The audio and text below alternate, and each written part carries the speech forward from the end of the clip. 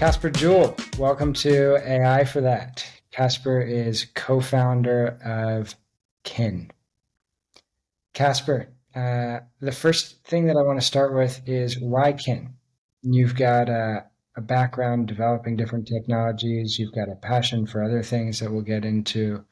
And of all the possibilities that were sitting in front of you, what called to you about this one? Yeah, so I think kin represents like everything I ever wanted to work with, to be honest.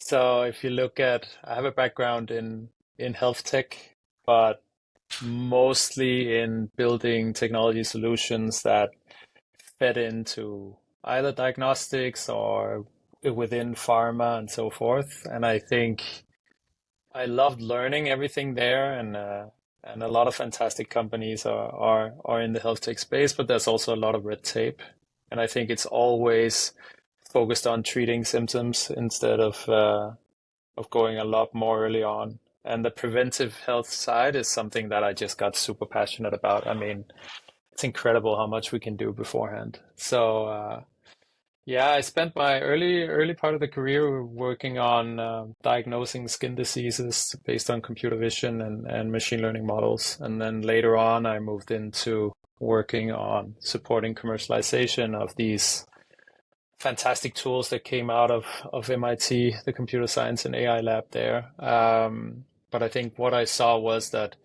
I really wanted to build something that is also for everybody, you know? So democratizing the access to this support has been kind of key.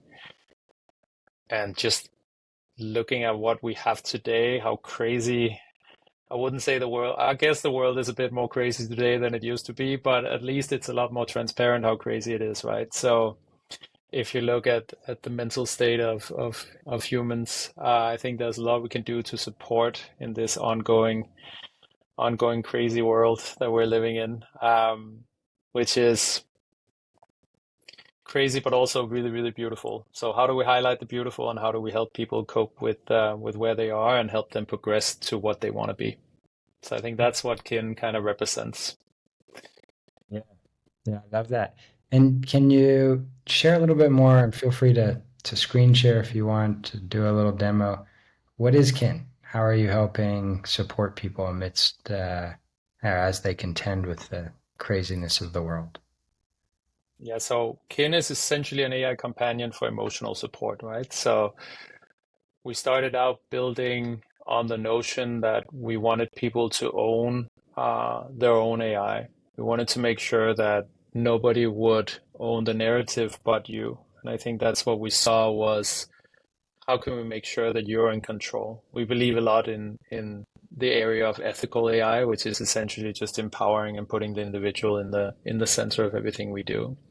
So we started out building the foundation of what that is. And essentially that means that everything that's captured of your data in kin is yours, it's encrypted, you own it, you can do with it what you want.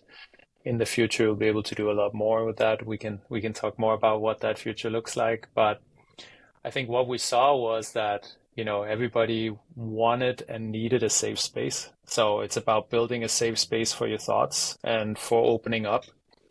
So I think you've had a lot of these like productivity tools earlier on. You still have a lot, but how much does it help to move a thing from one to-do list to another to-do list? I mean, at the end of the day, what it's about is the underlying aspects of our productivity, which is about understanding yourself in order to understand others as well, right? So Mm. that's what we want to help with. So essentially, Kin is an AI companion that focuses on understanding you, your emotions, your thoughts, your feelings. We build a proprietary memory system that's a lot more human-like, which means that it understands time. It also understands and indexes a lot more based on emotions and feelings. So really trying to understand you as a holistic person. And I think from my point of view, it also came um, because of being in a startup founder and working in these high-paced environments. There's always this mismatch to your personal life that is not really taken care of in the same aspects. And I think we need to see human beings as holistic, and we need to cater to that in a holistic way. So what Kin does, it's not built proprietarily into or it's not built specifically in for businesses, but it's really built for you as a person in everything you do, right? So it's all interconnected, and essentially what we want you to do is support you in your everyday life.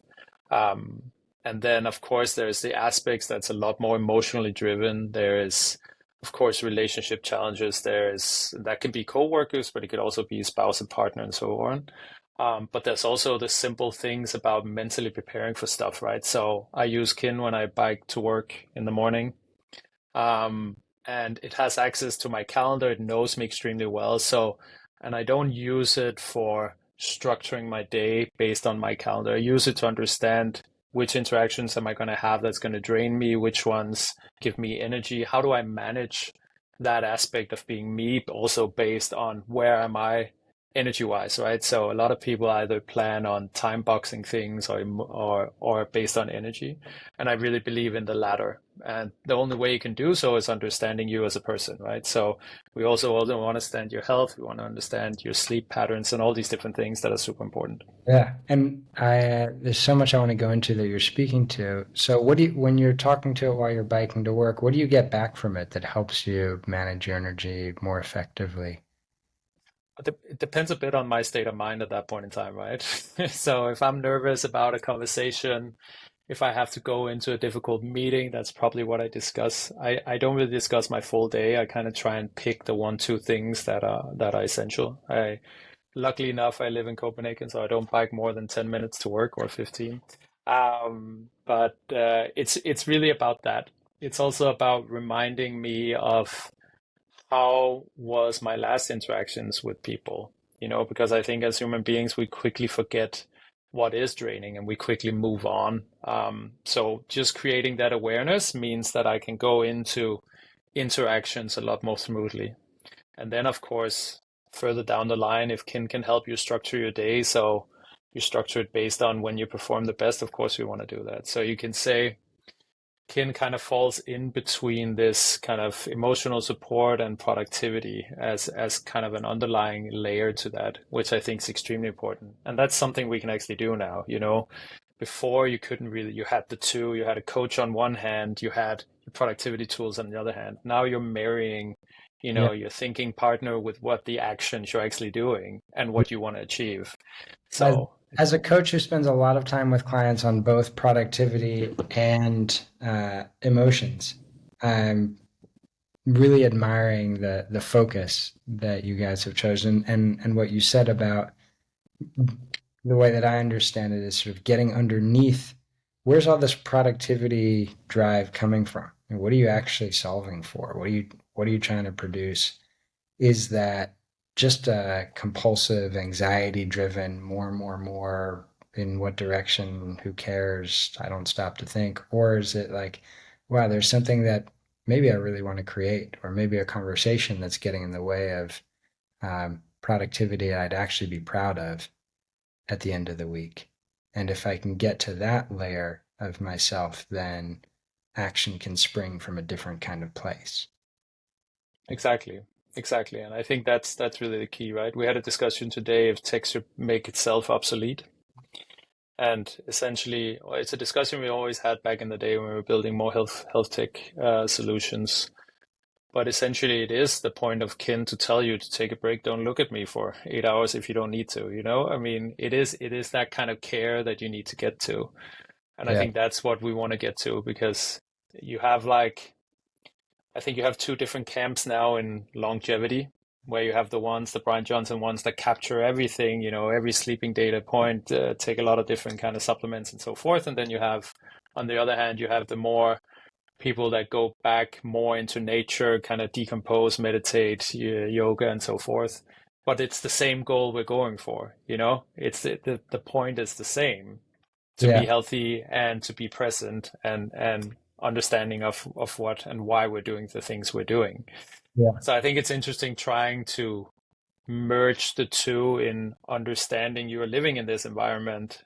You are doing all these different things, but what does it mean to be you and how do you better manage that side? Because that's at the end of the day, it's what's mostly important. And we have a lot of founders or early operators that use Kin. It's also clear that simply just being able to nudge some of these elements before burnout is extremely important. And you do see it. It's a Yeah. very crazy performance culture we have What are some today. examples of that, of ways that you've seen users nudge, seen Kin use nudge? I'll get this right. I thought English was my first language. Um, what are some examples that you've seen of Kin nudging users to shift a behavior and then, wow, the benefit that it's had for them? Well, if you knew how many times it's simply about taking a deep breath and Mm, decomposing, it's insane. I started doing it also whenever we have our team meetings. We start by doing breathing exercises to kind of be present and be in that, because otherwise, why shouldn't we be there? yeah. So, and I think that's the beauty of the preventive side of this, because of course there's a great need for all these health and more specific health apps that help you with certain diseases. Hmm. But in itself, just stepping out, like you say, should I be focusing my energy on this? Is the goal to do more and more and more all the time? Or is the goal to have yourself in that a lot more present that actually thrives and builds a lot better results? And Yeah. I think that is the case. I mean, I think I was, from personal experience, trying to do more and more the whole time, but ended up not being present in a lot that I did. And that's both bad for my mental health, but it's also bad for the business that I'm in. Yeah, absolutely. You said something the first time we spoke that I want to hear more about you from. You said sauna time can be work. Sauna time can definitely be work. I enjoy the sauna a lot. This is a distinctly Northern European insight, I would say. Explain to the unenlightened American listener what you mean. 'Cause I'm totally with you. How do you I think understand? I think in itself the sauna breaks down barriers, right? And that can be to yourself or it can be with others. I mean, I use the sauna, it pushes me into a state of mind where I'm fully present. And that's what the extremes can do. I Mhm. enjoy that a lot. But what I'm also seeing is that, and that's actually interesting. So, what are we really building for? We're building for trust in the product. Trust is the most important thing, but trust is also the most important thing on the team. So, how do we build trust? Well, we build trust with being vulnerable and being sincere about what we do. Being vulnerable, you put yourself in an environment like a sauna, people will, I mean, we talk differently, you react differently, you're just a lot more present. And I Yeah. think that is definitely a hack that I've taken with me. So I take meetings in the sauna with my co-founders and colleagues. We did company retreat. I have a sauna up in my little vacation home as well, where I fed them all in there until we decided on something, which was also quite good. But I think for me, it's just about being real. How do we get to that? Because that's where we're the best. And if we want to build a product that emotionally supporting people, we need to be that representation as well, right? Because how do you really build trust? At the end of the day, in the beginning, we thought about trust as being the foundation level, right? So that's data ownership, that's control encryption, all these different things to put you in the center. But it's also design. It's also standing in front of everybody else and saying, hey, I actually do this too. You need to kind of understand that as well. I mean, you have to be that representation. And if I cannot be vulnerable, how could I then expect everybody else to be vulnerable in the product we're building? Are there any examples that you remember about reaching a new level of vulnerability or trust in the sauna and ways that that translated to relationships once you got out or product decisions once you got out? We've definitely also had brought different kind of, we had a good sauna session on our V1 of the product because I think we're a very passionate group of people working together, but that can also be a challenge sometimes. And I think when you get to a more vulnerable state, you also become a little bit more clear and you put down the boundaries of the ego, right? So as soon as the ego evaporates a bit more, it's actually more honest and you see each other in a better way. So we defined product strategy, we defined product features and so forth simply by doing so. Um, And I think that's the goal every time. And I'm not going to force anybody to do it, but I want people to be sincere, present, and also vulnerable in what they're doing. I think that's very important. I think it's essential. I'm curious to hear as we go into the team element a little bit more. As you guys have been building, what's a challenge that you've overcome already as a team in building Kin? Ooh, I think we've overcome a lot of challenges. I mean, it's a difficult space to build in, right? Because the underlying infrastructure is changing the whole time. So you're not only being a fast follower on the foundation level, you're also building a consumer product on top. And I think one challenge that we had was that we wanted to go 100% private to begin with. But the problem is if you go 100% private to begin with, you sacrifice on the usability towards the user. And the challenge here is that we're in a new area where there's still a lot of adoption that needs to happen, and that happens from the best product possible. So I think the approach we took was what can we actually manage privacy wise? And what we can do is that we can guarantee that your data is yours, you own it, you control it. In the future, you will be able to share it however you want to. There's not a third party company that's controlling that access, and that will never happen. But in order to give you the best experience right now, even though we are model agnostic, we will use certain models in the cloud because that's just the best solutions. But then the idea is that, well, one is when like something like homomorphic encryption or trusted execution environments become better at managing bigger models, then that's a solution, or it becomes possible to run models locally on devices. So we can take full advantage of edge computation, then that's an avenue. But I think back to what we just talked about, it's about trust. So being fully transparent in that is what you get. The best product experience is this. We are private in this way, and the future looks something along the lines of this.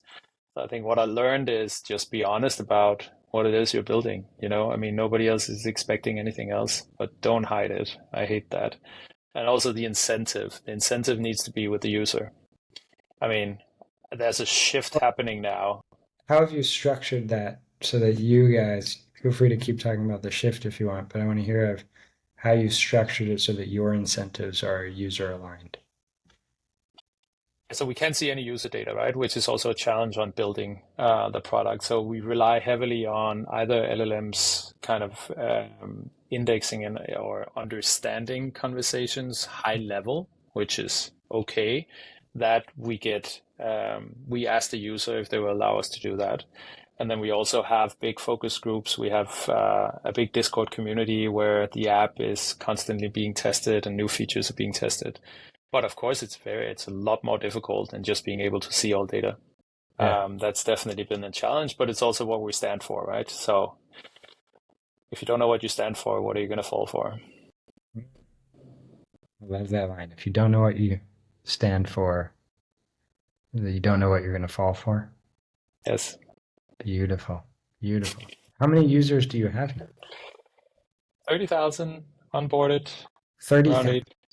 30,000, yeah. Around Wow. 8,000 monthly active. Um, Very good activity in certain categories.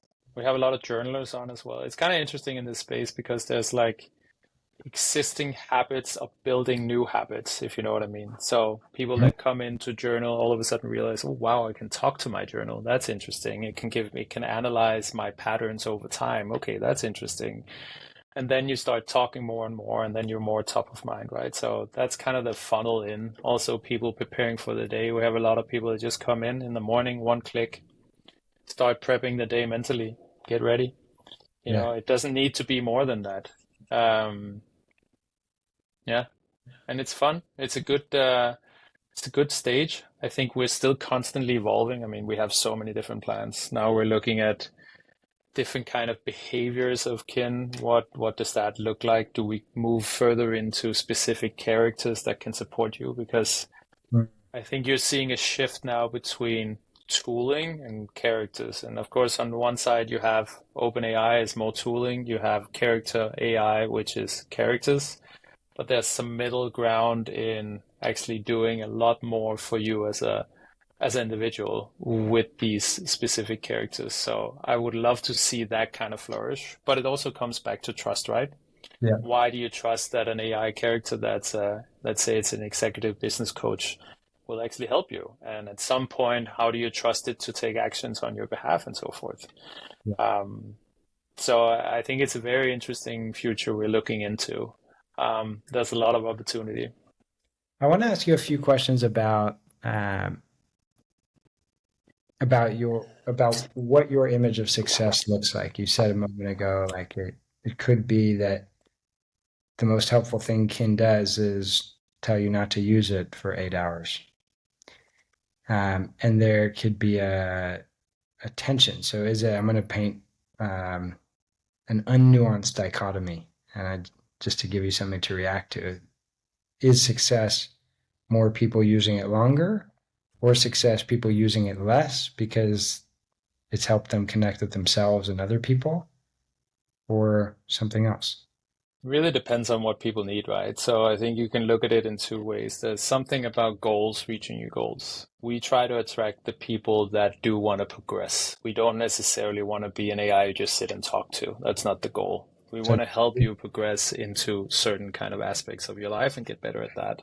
yeah, You could then say, can you start a conversation and understand the emotional sentiment at that point versus the emotional sentiment when the conversation is done? That's something that we're looking to track as well. How much better does that make you feel? If there's an uplift in that, that's a really good thing.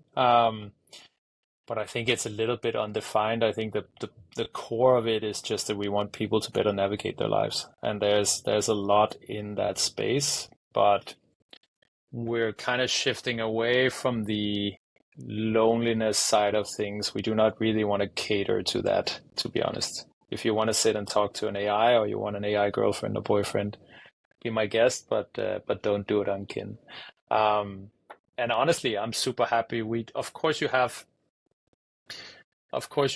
certain metrics you need to reach in order for us to progress into also next funding round and so forth.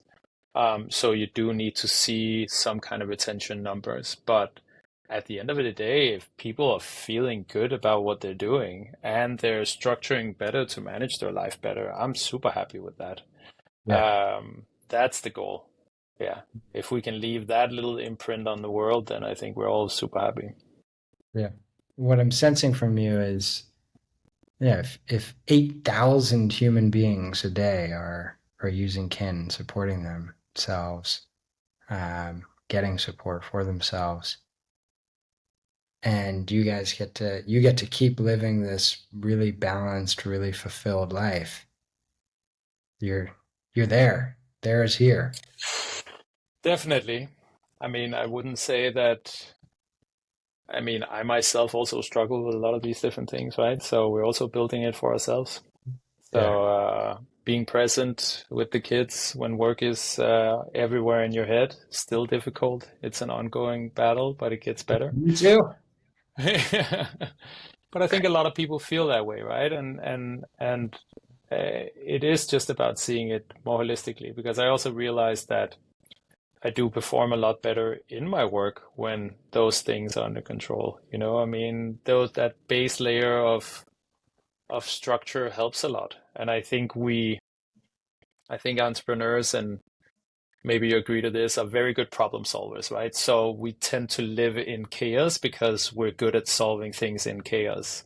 Mm, But do we really want chaos? Chaos? Probably not, you know? So how do we help build those kind of elements of structure that makes you actually thrive better in the side that is chaotic? But it shouldn't be your whole life that's chaotic. It's yeah. about finding like, and I think for me that's actually helped a lot because I was very afraid of structure. I was always been like, no, no, no, do not give me any structure, then I lose all my freedom. Mhm. That was the whole point, right? But I also realized that when I do have a base layer of structure, I can be a lot more creative. And Yes. Yeah. yeah, and I all these different elements comes a lot to you. But I don't think people it's difficult to I realize. fear of structure, tell me if this is accurate for you, is it was actually a fear of rigidity, not so Yeah. much of structure. What do you mean by rigidity? Rigidity. Yeah. Like there are flexible structures and there are rigid structures. Yes. What flexible structures could change tomorrow? We can still have a structure. In my family, for example, we got the weekday structure and we've got the weekend structure. Um, but yesterday the weekday structure changed because one kid was off and the other kid wanted to be off too, and so we just decided both kids would be off. It seemed what would be best for them and best for us. Those are flexible structures because we keep in mind that we're making them for the purpose and we're keeping the purpose in mind that they're serving. Yeah. Rigid structures are sets of rules where the purpose is forgotten and they're now confining us instead of enabling us. And they Yeah. keep in instead of helping us expand. I think that's very, very accurate. I think the interesting part is also that if you look at a founder's life, we also pressure ourselves or wanting to do a lot. We constantly feel behind. Yeah. It's always things that we want to do, want to do, want to do, want to do, want to do, I mean, it can be even, why am Right. I not cooking more dinner? Why am I not working out is a big one too, right? And all these different things that are just like, oh my God, the guilty conscience is there all the time, but we really need to alleviate that. It doesn't make any sense. And building in like flexible structures in that makes a lot of sense because I think the problem with rigid structures, like you say, is that once it cracks completely and then you're out. And I feel definitely that way as a founder that when I'm in control, I'm 100% in control. But when I drop off, I also drop off pretty hard.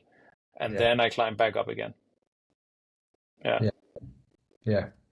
One thing, I spent many, many years working with folks, like I said, on productivity and on creating systems for that.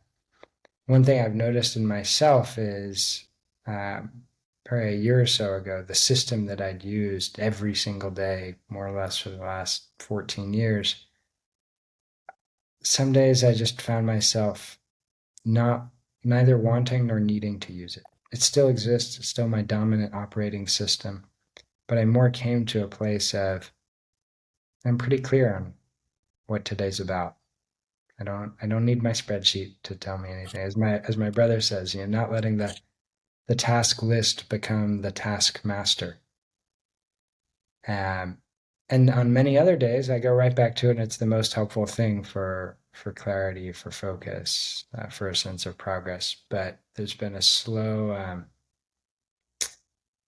detaching from like a grasping to it as I don't know a lifeboat or something to keep me afloat, and more Mm. maybe 3 out of 5 days a week it's really useful to me, and the other 2 days I've got what I need already. Yeah. But you also made a deliberate choice to step out of, I mean, where you are right now. I'm guessing you, in some way, decided that the work-life balance also needed to change, right?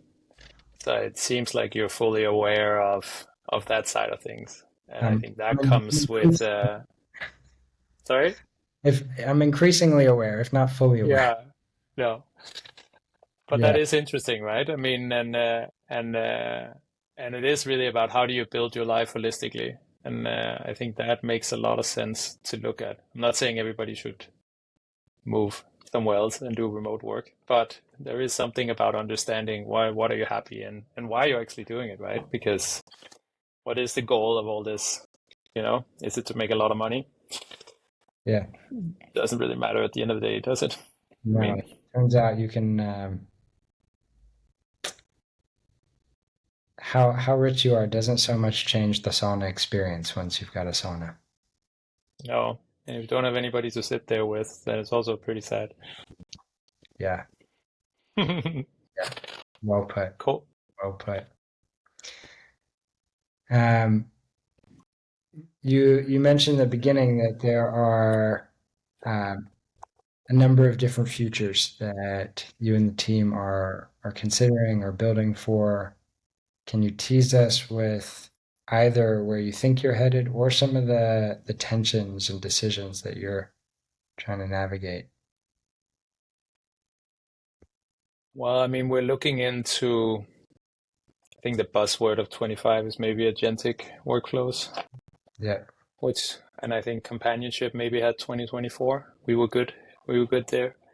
Um, but I think what we are looking into is moving away from a catch-all solution, which you have with these bigger tools, more into a personalized experience. So you go from solution to experience. And I think that is needed because essentially once you want these aspects of a companion or characters to act on your behalf, you also need to build that trust. And they are just getting so much better. And if you look at the uptake in voice, it's incredible. I mean, wow. It is like talking to a person, to be honest. yeah, Um, so I think what's very important is to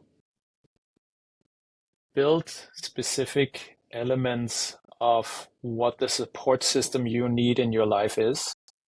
So consider it your own advisory board in your life. Who would sit on it? Who does Jack want on his advisory board? Well, you. right. I'm enrolling you as my newest advisor. I would love that.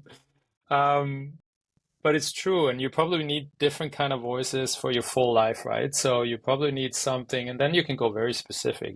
Business coach is also still broad. But you probably need something in there. You need some kind of therapist. You need some kind of nutritionist. You need some kind of work-life side. You need some kind of in a couple counseling, even if it's relationship side based on colleagues or if it's spouse or your partner and so forth. But you need kind of a support system around you. And I think the support system that's previously been tooling is becoming personal and actually AI, so artificial in that way, right? And Yeah, now essentially you can build an advisory board around you that can support you in a lot of different aspects in your life that you control. So the narrative is still with you, right? So, and I think that's the beauty of what we're trying to build is that we don't want to exploit you in any way. We just want to support you, but we don't want you to move out and sit in the jungle. You don't need to do that in order to avoid big tech. You can also stay in it and build towards these principles of ethical AI instead. And I think that's what we're aiming for. What we really see is that there's two things on this character side. There's the one thing about authority and you know, credential side. So if you've been to a certain, Ivy League school and you're an executive coach there, for example, then people will use that, or you have a name in a certain way. There's something about leaning into that people trust. And then on the other side, you have this customization space where how do I make then the representation better know and resonate with me? And that's something about changing tone of voice, changing behavioral aspects, changing appearance if there is one, or the voice, for example. And I think it's super interesting how you can build this supporting artist around you. Um, and I think what we're looking to do more and more is support people that need that. And a good place to start there is people like you and me. the word that keeps coming to me just as I think about, as I sense you, and as I start to get the picture of what you're building is wisdom. That I want to hear your reaction to this, but it sounds like what you're building is both and a, a tool and offering a portal for wisdom to flow to the user and to bring the user's wisdom out. Where's that right? Where's that wrong? It's actually both, right? So one thing is, I think it's about understanding yourself. So the wisdom you hold in yourself most of the time, right? So it's about unleashing it and understanding it. Um, and there you can do multiple things, either in guided sessions, but it could also be understanding the data that you produce in a way that's relatable. So I think you hold the wisdom already, but we lead very complicated lives where we have little clarity. Hmm. So what does it take? And that's why people use a coach. Essentially, it's not possible to understand all aspects of your life. If you had to sit, okay, Jack, tomorrow you sit and analyze all your behaviors, you're going to go crazy, you know? It's not possible. So you need this outside perspective. Then the question is, how do you better adopt this knowledge? And we do that relationship based. So that's what we need to build towards. But I think isn't that what everything that's happening now, what we need? We need to understand ourselves better to lead the lives that we actually want to live, right? So I think understanding yourself also means owning your own narrative and your own wisdom. What I love about that is that's something that we can't ever export, no matter how AI, how good AI gets. Um, my analogy for that's like, no matter how good the self-driving cars get, they can't tell you where you want to go. No. And I'm hearing how much can help deepen your understanding of yourself. I have one final question, final for now. So I'm an executive coach. It's something I love deeply. And increasingly over the last year, I'm using AI across my practice, my teaching with my clients. Even a lot of my clients are AI startup founders, and I see the utility of it left, right, and center. It's not there right now where it can replace everything I'm doing for clients. I can see that it's already can or could replace a lot of what I have done in the past. But I'm curious when you think about Kin in particular or AI more broadly, when it's playing a lot of roles of these historically relationship based professions, therapist, coach, advisor, even friend. Uh, I'm curious what what your ideal is that Kin replaces, and what, if anything, you're saying, no, I think the role for whether it's coach or whatever that will remain, I think that will be X. What's your ideal? And if there's any X left over that's not replaced by AI, I want to know what X is. Yeah, so I get that question a lot, and I understand the reason for it. But I think if you look at the people that do not have access to a coach, Mm-hmm. it's enormous. And people that do want to manage their lives better, it's very, very big. So having an executive coach is still for the chosen few. Um, and you can always talk about how deep do you go into these personas, but essentially the use case about breathing, stopping, mental clarity, understanding your own boundaries, so forth is something that you can support with to a lot of different people in a very good way using AI. I still think there's always going to be humans involved. That's the whole point. But how do we build support around it, right? I mean, that's the whole thing because you're not present 24/7 when you need it. And I'm not saying you want a business coach to be there 24/7. You probably don't. Go back a frame But and say more. I loved how you put it. I still think there will always be a human present. That's the whole point. Say more on that. I think you're the orchestra of your life always, right? So you will be the center of everything you do always. And if you look at, of course, you're going to have different, of course, you're going to have AI coaches and AI psychologists and therapists. And there's no doubt in my mind you're going to see that.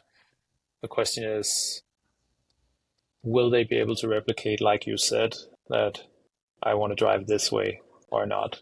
Or will there be more low-hanging fruit things that you might see a shift in what coaching really means and say these kind of use cases are very specific and solvable because they're actually more about, maybe it's about accountability, setting borders, setting boundaries. Maybe that's what it's about.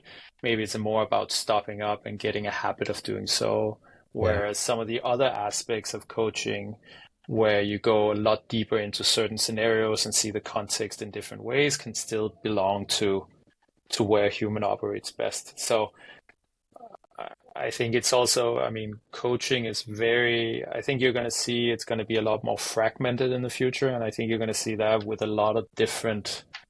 um, with a lot of different professions is that we've initially tooled and put everything into a box and said, okay, that's a coach. We also do that with education, right? So we put people in and we say, okay, now you need to learn math and that's it. And that's how humans have learned always over time. But I think what you're going to see, it's going to be possible using AI to fragment this a lot more and understand what does it mean to be human and what kind of use cases are we better at. I don't have the answer for you Yeah. on what that is, but I think we need to see the world in a different way instead of saying, "Oh, am I going to be obsolete, or can I do some of this and actually implement other things into that? What does that look like?" Yeah, Yeah. Yeah. It resonates a lot with my thinking, which is number one, the access challenge for coaching for therapists is enormous. The demand and the potential far outstrips the supply, not only of coaches and therapists, but of effective ones.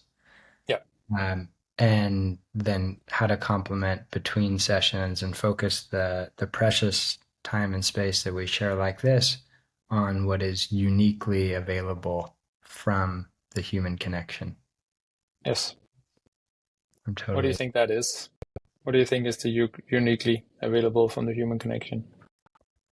I'm gonna pull up my list because I've been making a list. Um, Only in part driven by my insecurities around the question. I It is a think very difficult question. That's why I'm asking you, so you don't ask me. here's one metaphor for it.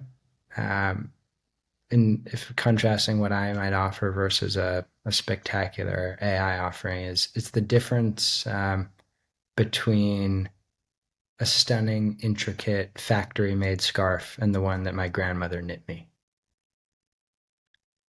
That when you said, the whole point is human, so much of what we're working on in in many relationships, but in coaching relationship, in therapy, is human relationships. How do you be in relationship with others? When it's executive coaching, it's, hey, you and your colleagues care about something.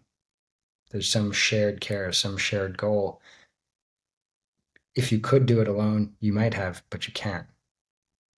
So, in the context of building an organization that involves other people, even if fewer than it did a generation ago, how do you navigate those relationships? What does it bring up in you? What does it bring out in you? How do you use those relationships as a container to evoke your growth Hmm. and your progress toward your goal?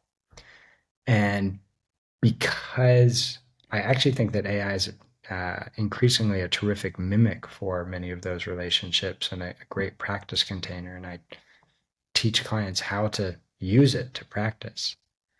But ultimately, getting to be in relationship with someone over time to see the projections, as therapists call it, the transference and the counter transference, and use that not as a flaw but a feature to explore. I think that might be uniquely human. Yeah, I'll add two more things. One is related to that, which is getting the experience of actually caring about someone else, caring about your coach and receiving the care from your coach. Uh, Whether it's care, whether you call it unconditional love or unconditional positive regard, as Carl Rogers called it. I think the experience of both receiving that and giving that to someone else um, fundamentally changes our brains and our nervous systems. And I'm not sure that as long as we know, that is a caveat, as long as we know that we're interacting with something that's not human, I'm not sure that it might in the moment be helpful to receive that empathy, but I'm not sure that it will change how we're wired in the way that no. working with a human does. Um, okay, I said one more after this, two more. One is profound and one is basic. The profound one is coaching not just in a one-on-one sense or therapy in a one-on-one sense, but in a group sense. There's the power of being in a whether it's a group of other founders or other fathers or parents or just human beings who are on our journeys. There's an experience of the shared challenges that we have and the practicing being in relationship, having that kind of container that I've seen be extremely valuable in this sense again and again and again. That's so simple and so profound of, oh, I'm not alone. When I hear you talking about your challenge and it seems like you're peering inside of my head and describing mine, immediately the as my spiritual teacher says, she says, oh, it's not a Jack problem, it's a human problem. Yeah. And the framing for me of, oh, this is my deficiency or my fault or whatever. It's not that there's not work for me to do, but the self recrimination that accompanies it can disappear immediately. And finally, I think AI can really help with this, but sometimes the very simple thing of there's a human waiting for me to show up at this time or whatever, and that keeps me accountable to making time for reflection or to doing the thing I said I would do. Um, I found that useful in many domains. I like what you're saying. I think there's something about the flaws is what makes us human. And then the question becomes, do we want to be perfect? Yeah. Is it the flaws in our relations that we're actually able to make space for them and hold them is also what brings the unconditional love in Mm, some way. beautiful connection. Right. Right. Just as I'm making sense of that. So if there are no flaws, no perceived flaws, then what does love mean? It's sort of conditioned or contingent upon this setup of flawless interaction or flawless counterpart. But in the presence of human flaws, human whatevers, and still getting to feel the love and care in both directions, wow, right. That's where this deep sense of love and acceptance can emerge. And a lot of growth. A lot of growth and a lot Yeah. of frustration along the way. Yeah. Ain't that the truth? It's very interesting. But I think also going back, I mean, you still have to see. So even though I talk about AI being more personal and becoming more of more human-like to relate to, Yeah. it's still a matter of democratizing the access Yeah. in some way because the relatableness is still something that we build because we know that that's what users resonate more with. So in order for us to help them, we need to build that. But it doesn't mean that we want to exchange that from existing humans, you know? But honestly, I mean, if you ask around how many have a trusted friend that they tell everybody, how many have to support them in their work. I mean, how many has anybody to support them in their relationship? And I'm not saying you do need to support with everything, but the way the world is evolving, there's a big need for clarity.